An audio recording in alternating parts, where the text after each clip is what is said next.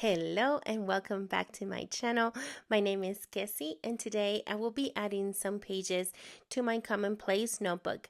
But before I do, here is a quick flip through of the pages I've created and added to my notebook.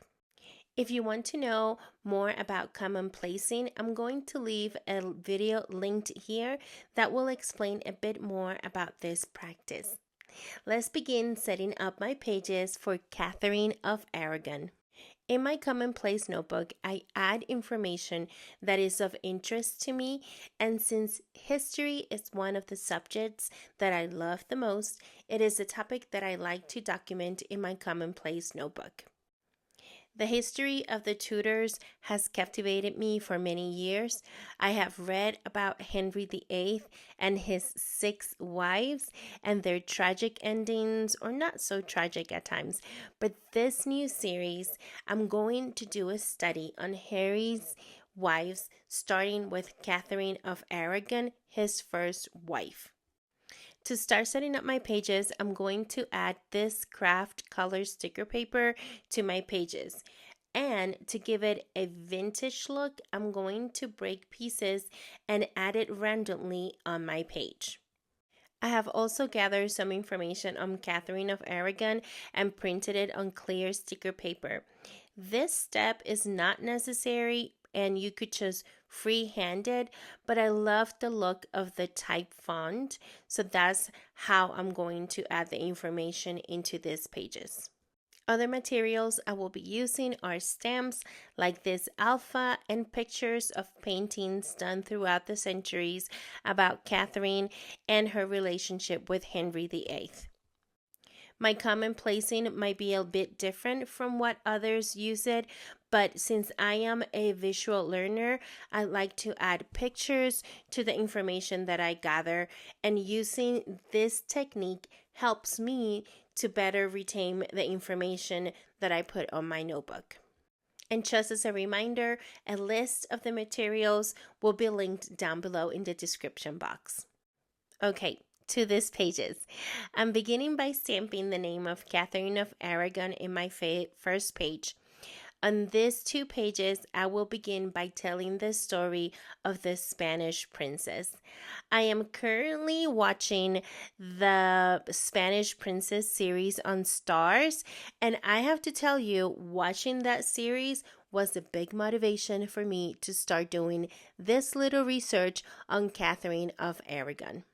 Catherine of Aragon was the youngest daughter of King Ferdinand II and Queen Isabel of Castile. Henry VII of England arranged for his eldest son Arthur to marry Catherine and uniting the royal houses of England and Spain.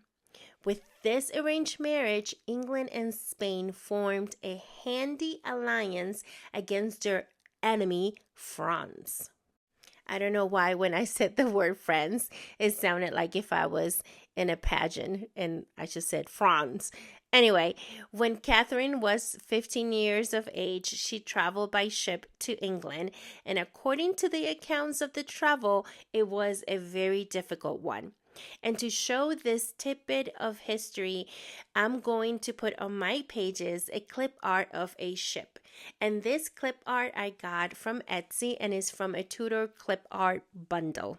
No, I am not sponsored by no Etsy shops, or I don't own an Etsy shop. I just love clip art and I love to share with you guys the materials that I use, because I know that sometimes in these pages you guys can find inspiration. So if you're looking to do your own little thing on Catherine of Aragon or the Tudors, there are stuff out there that you can print, either purchase or find online for free, like some of the art that I found, like the paintings, and then voila, you can have your own pages.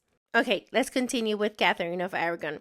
The marriage to Arthur did not last, for he died a few months after he married Catherine. Henry VII was not about to lose the political alliance he formed with one of the most powerful nations at that time, so he arranged for his second eldest son, Henry, to marry Catherine. So in the pages that you just saw, those are the pictures of the known portraits of Arthur, Catherine, and young Henry VIII. I also found a painting of when Catherine arrived in England, and I also added that to those pages. So I'm going to be adding other information and also paintings, because once I have all that information down, I add the final touches to my pages. These touches are fox stitch pattern around the border of my page, some floral stickers, and my favorite dot stamp. I love the look of stamped dots on my pages, so you will see that in most of all of my creations, from my planner spreads to my commonplacing notebook. Let's continue with the story because I get so lost in the whole creating my pages.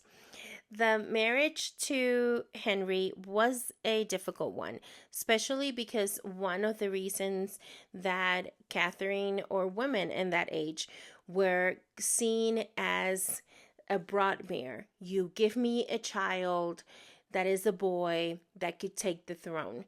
And as some of us know the story, Catherine was unable to produce that male heir. And this brought a lot of conflict to Catherine's life and Henry's, but more to Catherine. I'm with her. Catherine managed to have 6 children, but none of them survived infancy except one, and that was a girl named Mary. This issue led to Henry questioning, kind of like, is this marriage cursed or not? Is this of God? Am I being punished because I married my brother's wife? So this whole thing led to this whole revolution and the first thing about the divorce. Divorce during those times wasn't as easy as it could be seen today here in the United States, because I know divorce elsewhere is not as easy, I would say, as it could seem that is here in the United States. But back then in the 1500s, it was very rare, especially for a monarch, to get a divorce. So he asked for the Pope to do this for him. And the Pope was a relative of Catherine, and it was just a lot of back and forth. Henry was also in love with someone else, and that could have been also another incentive for him to say goodbye to Catherine. But homegirl stuck to her guns, and she was like, I'm gonna stay throughout this marriage, and it didn't end up well. They end up getting divorced. So all of that information I wanted to, and more, of course, I wanted to capture in these pages. I think I love drama, and this is a very drama full story when we talk about Henry VIII and his 6 wives and everything that happened. So the first wife that he had, Catherine of Aragon, who they were married for many years, had one daughter. It ended in divorce. Although Catherine said, I'm going to be your wife and I'm going to be your wife forever. And it doesn't matter because before God, I will always be your wife. So she, thank God, was not beheaded or, like the other ones or some of the other ones. It's just a very interesting and complicated story, and I just wanted to capture it.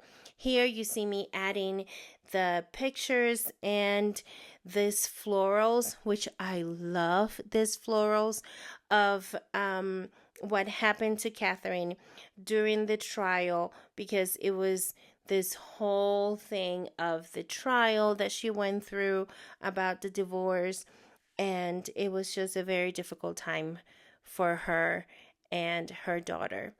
And that's what I wanted to do. And if you see here, I'm also using some of the clip art that I found from that bundle that has different pictures of Tudor women. The one thing with the bundle and the clip art is that it doesn't tell you exactly who the picture is of you just have pictures of ladies, and then you use it to your interpretation. And that's exactly what I'm doing here.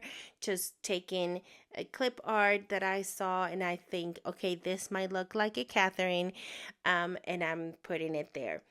This last page is about her life and what at the end of her life, and then what happened to her. And I found this portrait of her, and looking at the different pictures that I saw online, I saw that this painting was one of the oldest one, that it looked like she was a little older.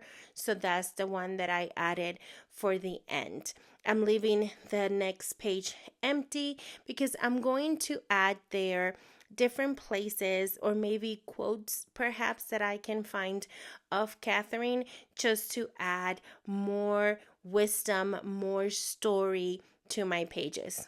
Okay, so here are my pages that I created today. Remember to hit the subscribe button, thumbs up, and join me as I continue to create new things. You can also do it. It is never too late to create something new, so start today. Thank you so much for watching, and I'll see you on the next one. Bye. The